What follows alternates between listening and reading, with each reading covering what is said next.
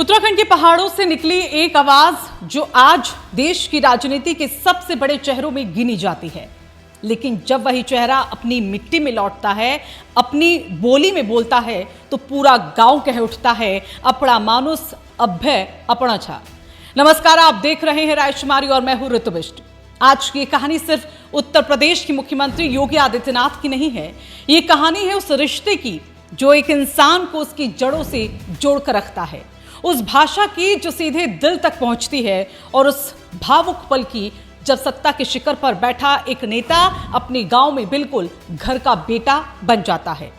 देवभूमि उत्तराखंड के पौड़ी गढ़वाल जिले में बसे छोटे से गांव पंचुर में इन दिनों एक अलग ही माहौल हमें देखने को मिला। गांव की पगडंडियां सजी थी, मंदिरों में घंटियां गूंज रही थी और हर किसी की जुबान पर बस एक ही नाम था, योगी जी आरक्षण। उत्तर प्रदेश के मुख्यमंत्री योगी आदित्यनाथ अपने पैतृक गांव पंचुर पहुंचे, जहां उन्होंने हरि विष्णु पंचदेव मंदिर में आयोजित मूर्ति प्राण प्रतिष्ठा कार्यक्रम में हिस्सा लिया। लेकिन इस दौरे की सबसे खास बात सिर्फ धार्मिक आयोजन नहीं रहा, सबसे ज्यादा चर्चा उस पल की हुई जब योगी जी ने मंच से नहीं बल्कि अपने लोगों के बीच गढ़वाली अंदाज में कहा, सब भात खाकर जरूर जाया, यानी सब लोग खाना खाकर जरूर जाना। बस यही एक लाइन और पूरे कार्यक्रम की वो जान बन गई। सोचिए, एक नेता, ऐसा नेता जो देश के सबसे बड़े राज्यों में से एक का मुख्यमंत्री है, जिसकी सुरक्षा, प्रोटोकॉल और राजनीतिक व्यवस्था हर वक्त सुर्खियों में रहती है, वही नेता जब गांव पहुंचकर अपनी मातृभाषा में लोगों को खाने का न्योता देता है तो वहां मौजूद ग्रामीणों की जो आंखें हैं वो क्यों नम हो जाती हैं, ये समझना बिल्कुल मुश्किल है। गांव के बुजुर्ग ये कहते हुए नजर आए कि टीवी में बड़े नेता दिखने वाला योगी आज भी अपनी बोली नहीं भूले हैं, और शायद यही बात अब लोगों के दिलों को छू रही है।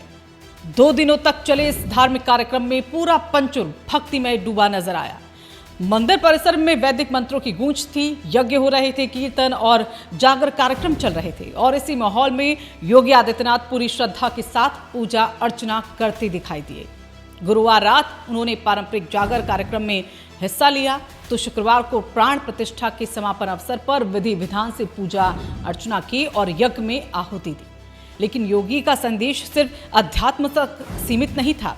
अपने संबोधन में उन्होंने कहा कि हर व्यक्ति को धर्म और आध्यात्मिकता से जुड़ना चाहिए। उनके मुताबिक ईश्वर में आस्था इंसान को मानसिक शांति देती है, सही फैसले लेने की ताकत देती है और जीवन को संतुलित भी बनाती है। उन्होंने खास तौर पर बुजुर्गों से कहा कि भक्ति मार्ग अपनाइए, क्योंकि इससे मन और शरीर दोनों स्वस्थ रहते हैं।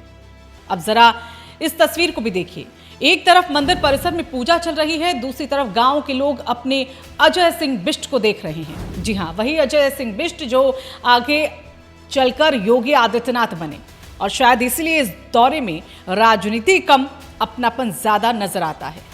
कार्यक्रम खत्म होने के बाद योगी सीधे ग्रामीणों के बीच पहुंचे। उन्होंने लोगों से हाथ मिलाया, हालचाल पूछा, बच्चों को भी दुलारा और बुजुर्गों का सम्मान भी किया। इस दौरान गांव के कुछ लोगों ने ये कहा कि योगी जी को सिर्फ टीवी पर देखा था, लेकिन पहली बार जब सामने देखा तो गर्व महसूस हुआ। वहीं कुछ महिलाओं ने कहा कि योगी जी आज भी गांव के अपने बेटे जैसे ही लगते हैं। अब बात उस मुद्दे की जिसे योगी जी ने सबसे गंभीरता से उठाया। उन्होंने यमकेश्वर क्षेत्र से लगातार हो रहे पलायन पर चिंता व्यक्त की। योगी जी ने कहा कि गांव खाली हो रहे हैं, खेत बंजर हो रहे हैं और युवा शहरों की तरफ जा रहे हैं, और उन्होंने साफ शब्दों में कहा कि अपनी माटी नहीं छोड़ा, यानी कि अपनी मिट्टी को मत छोड़िए। योगी जी ने ग्रामीणों से खेती और स्वरोजगार अपनाने की अपील की। उन्होंने कहा कि गांव को विकास गांव में रहकर ही जो है वो संभव हो पाता है। इस दौरान उन्होंने स्वामी रामदेव का उदाहरण देते हुए जैविक खेती को बढ़ावा देने की बात कही। उन्होंने कहा कि बाबा रामदेव लगातार ऑर्गेनिक उत्पादों और प्राकृतिक खेती को बढ़ावा दे रहे हैं, और ऐसे में उत्तराखंड के किसानों को भी आधुनिक और लाभकारी खेती की ओर बढ़ना चाहिए।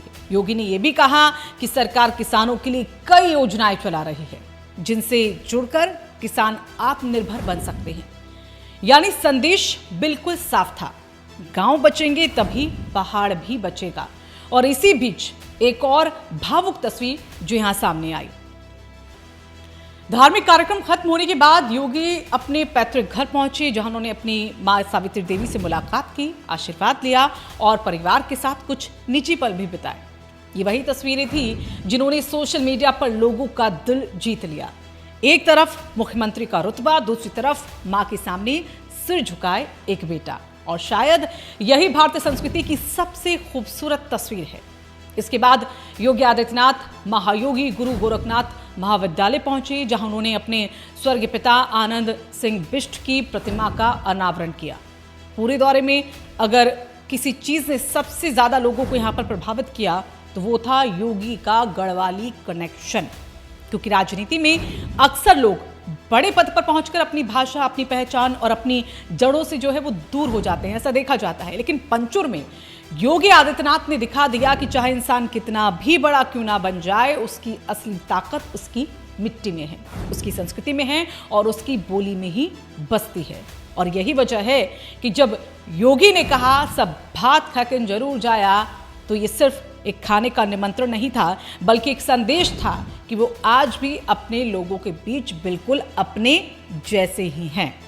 तो ये वीडियो आपको कैसा लगा? ये जुड़ाव योगी जी का अपने प्रदेश के लिए, अपनी मिट्टी के लिए कैसा लगा? कमेंट करके हमें जरूर बताएगा। इस वीडियो को ज्यादा से ज्यादा शेयर करें, लाइक करें और राय शुमारी को सब्सक्राइब और फॉलो करना ना भूलें।